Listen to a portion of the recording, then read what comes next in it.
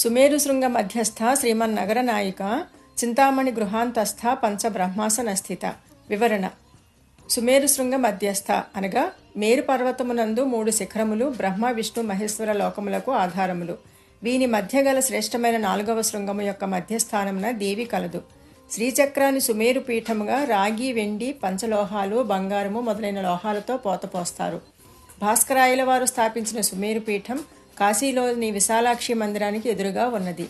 అనగా సుమేరు పీఠమునందు గల తల్లి అని భావము. శ్రీమన్నగర నాయిక. వివరణ. శ్రీమంతమైన నగరమునకు నాయకురాలు. మేరు పర్వతమునందలి విద్యానగరమునకు నాయకురాలు. సుధాసాగరమునందలి నగరమునకు నాయకురాలు. శ్రీచక్రమునకు నాయకురాలు అని భావము. చింతామణి గృహాంతస్థ. చింతామణి అనగా కోరికలను ఇచ్చుమణి. అటువంటి చింతామణులతో నిర్మించబడిన గృహమునందు ఉన్న తల్లి అని భావము. పంచబ్రహ్మాసన స్థిత. పంచబ్రహ్మలు అనగా బ్రహ్మ, విష్ణువు, రుద్రుడు, ఈశ్వరుడు.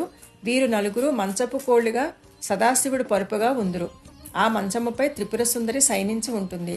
అందువలన ఆమె పంచబ్రహ్మాసన స్థిత అని భావము.